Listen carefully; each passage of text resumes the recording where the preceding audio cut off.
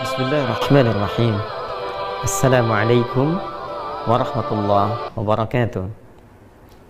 Alhamdulillah, wassalatu wassalamu ala rasulillah wa ala alihi wa sahbihi wa man walah, wa ba'd.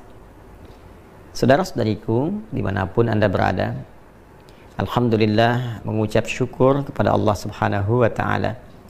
Kita semua insan beriman khususnya telah menyempurnakan rangkaian ibadah selama bulan Ramadan tahun 1443 Hijrah khususnya, bahkan telah menunaikan pula sholat Idul Fitri dan berbahagia di hari raya yang tentunya akan mengumpulkan banyak memori baik di masa kini pun demikian untuk masa yang akan datang.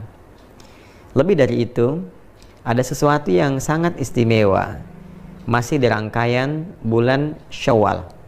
Bila hari pertamanya kita menunaikan sholat Idul Fitri, bercengkrama dengan keluarga, membangun silaturahim yang erat, maka dari sejak hari keduanya sampai dengan akhir bulannya ada bentangan yang sangat istimewa yang hanya terdapat di bulan Syawal dan langsung informasinya diberitakan oleh Nabi Sallallahu Alaihi Wasallam.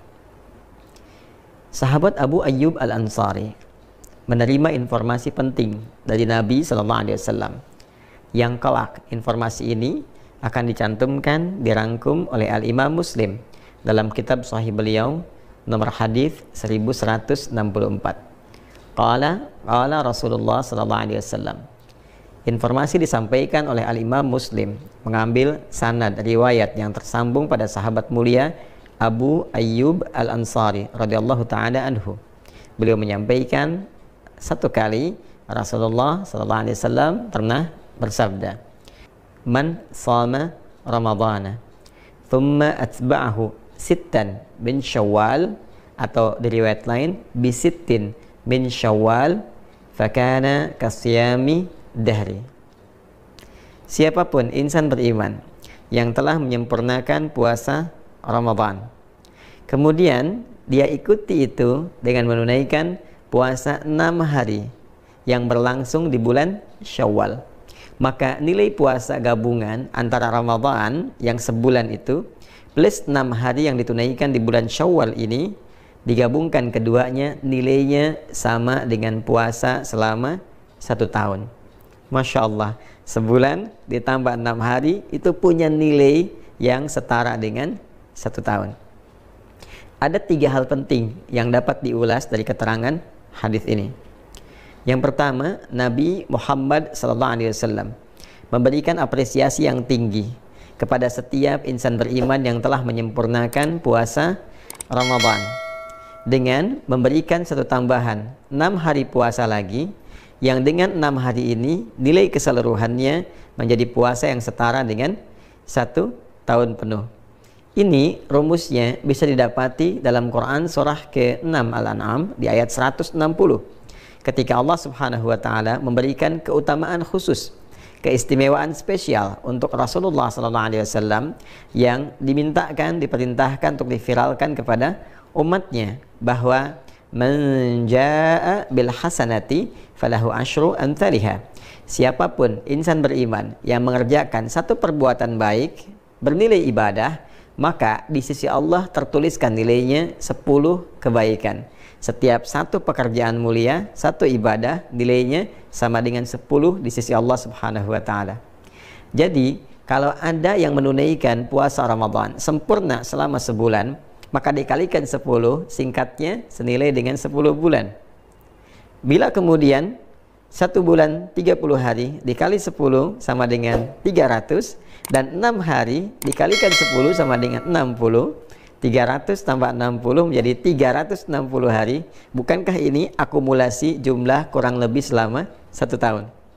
Maka nilai fantastis ini diberikan oleh Allah Subhanahu wa taala sebagai hadiah untuk umat Nabi Muhammad sallallahu alaihi wasallam melalui kemuliaan Rasulnya. Puasa 1 bulan Ramadan plus 6 hari Syawal nilainya sama dengan 1 tahun penuh.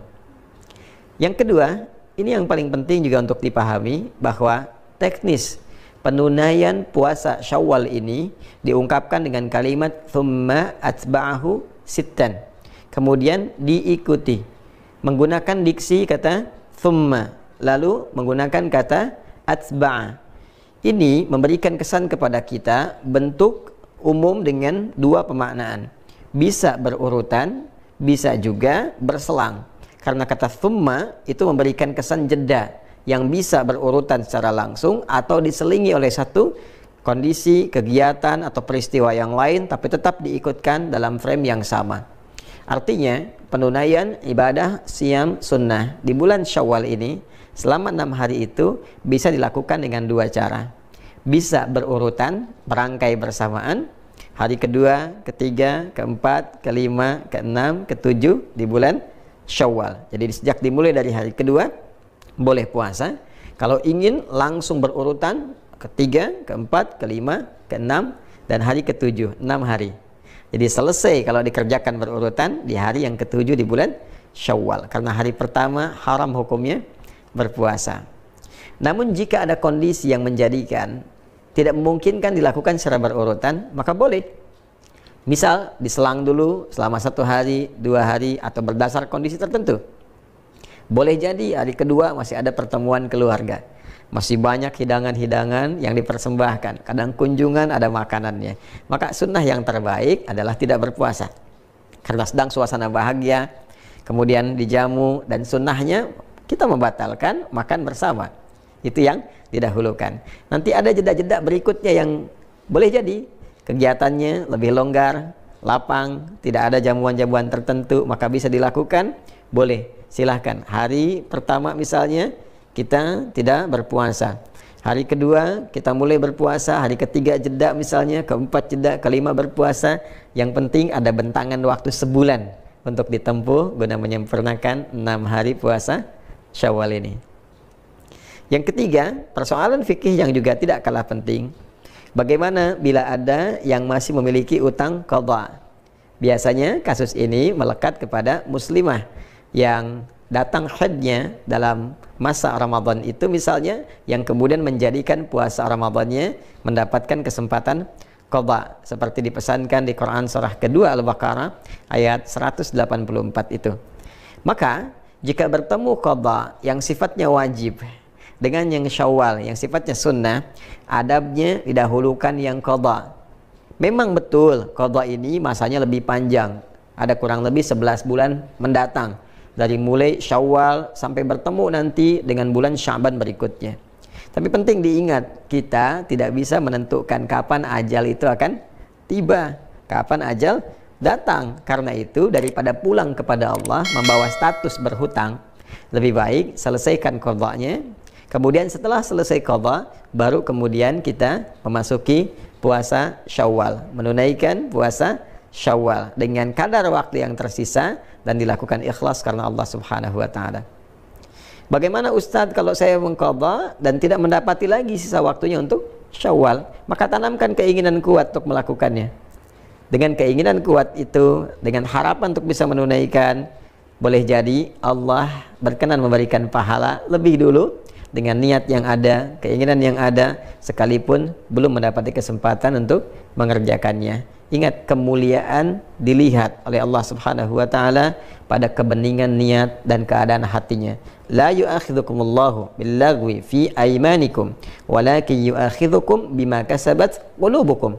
Bahkan dalam kasus akan dinilai sebagai hukuman pun, kata Allah, Allah tidak akan menghukum dari canda yang keluar karena refleks pada perilaku kalian, tapi apa yang diniatkan dari canda itu, apa yang diniatkan dari perbuatan itu yang mendapatkan penilaian di sisi Allah Subhanahu wa taala. Boleh jadi walaupun tidak mendapati kesempatannya, tapi karena ada keinginan kuat, niat, harapan, dan ingin mengikuti tuntunan syariat, itu yang mendapatkan penilaian di sisi Allah Subhanahu wa taala. Saudara-saudariku, kesempatannya hanya di bulan Syawal, tidak ada di bulan yang lain. Karena itu, mari kita optimis, memaksimalkan niat di dalam hati kita, mengondisikan ikhtiar kita. Semoga Ramadan yang telah tuntas ditunaikan bisa juga diikuti dengan kesempurnaan penunaian puasa 6 hari di bulan Syawal. Assalamualaikum warahmatullahi wabarakatuh.